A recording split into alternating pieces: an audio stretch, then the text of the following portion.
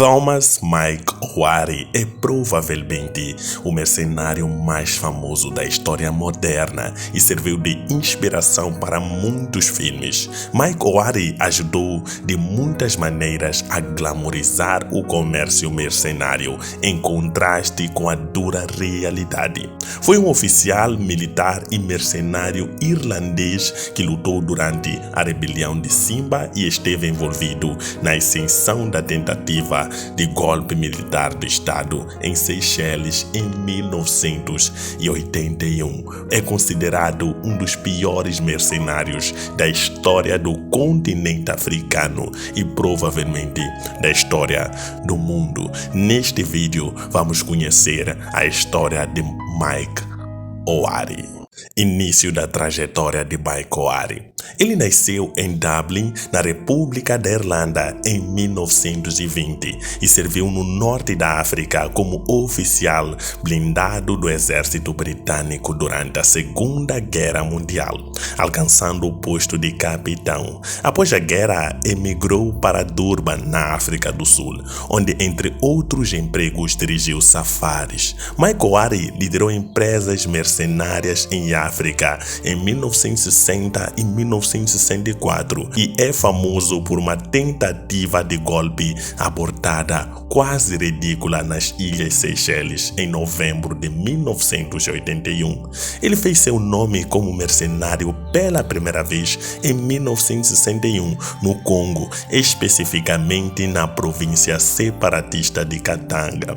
Ele chamou sua unidade de 4º Comando e durante esse tempo também se casou com uma aeromoça chamada Phyllis Sims.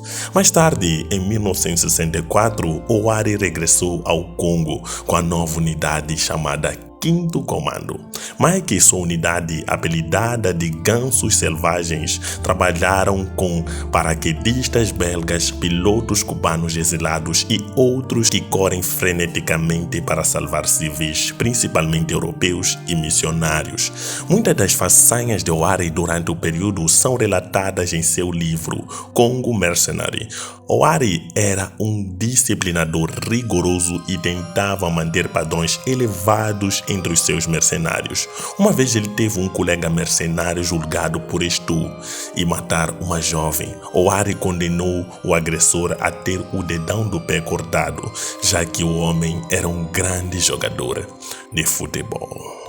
Golpe de Estado em Seychelles. Em 1981, a carreira de Mike Owari mais uma vez foi notícia.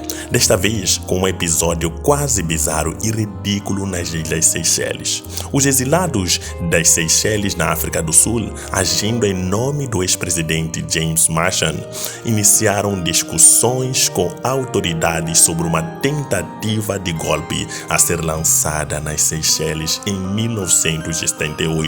A operação foi confiada a Owari, de 58 anos, que vivia na África do Sul como um civil. Entre as 53 pessoas selecionadas para executar o golpe, alguns membros das forças especiais sul-africanas, vários ex-soldados rhodesianos e ex-mercenários do Congo. Owari e 43 mercenários estavam disfarçados de turistas, jogadores de rugby e membros de um grupo de bebedores de cerveja chamado Antiga Ordem Fruit Blowers. Eles chegaram em um jato Royal Swaz, pousando no aeroporto de Maé, carregando suas próprias armas. Na noite da quinta-feira, 25 de novembro de 1981, o golpe foi detectado quando um funcionário das alfândegas avistou uma AK-47 na bagagem de um dos mercenários de Mike Owari. Os mercenários então travaram um breve tiroteio no aeroporto e a maioria dos mercenários escapou a bordo de um jato Air India, que por acaso estava na pista, que eles sequestraram. Um mercenário morreu durante o conflito, 5 soldados, uma cúmplice e também Martin Dolichek foram deixados para trás. Os mercenários fizeram alguns reféns que mais tarde foram libertados ilesos. Um sargento da polícia foi ferido e um segundo tenente do exército, David Anata, foi morto.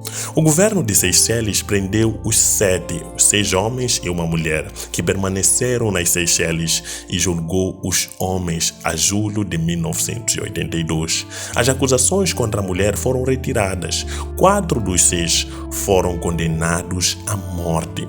Domlek foi condenado a 20 anos de prisão e Sims a 10. Após as negociações, todos foram finalmente devolvidos à África do Sul em meados de 1983. O julgamento de Ouari. Em janeiro de 1982, uma comissão internacional nomeada pelo Conselho de Segurança da ONU realizou um inquérito sobre esta agressão mercenária.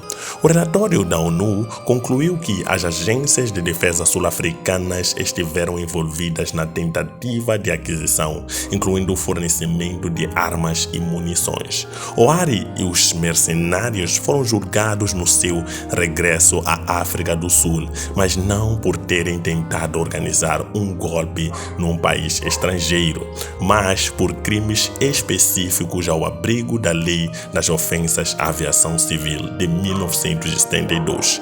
Ouari conduziu a sua própria defesa no julgamento final. O juiz disse ao tribunal que Ouari, de 63 anos na época, era um homem sem escrúpulos, com uma atitude altamente arrogante em relação à verdade. Ouari pegou 10 anos de cadeia. O governo sul-africano abriu negociações para o retorno dos 6 homens presos. Michael Ouari exaltou o comércio mercenário durante uma agressão, mas era um personagem inescrupuloso e amoral que poderia administrar justiça brutal em nome da disciplina.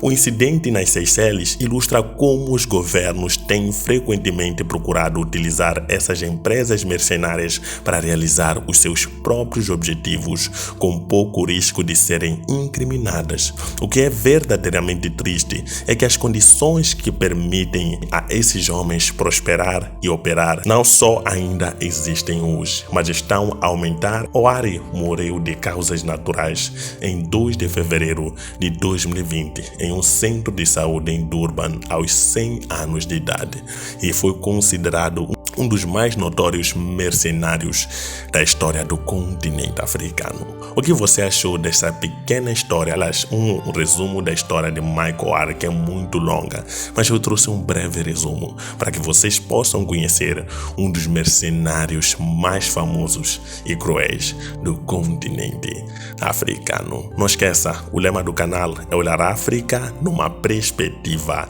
africana. Tchau!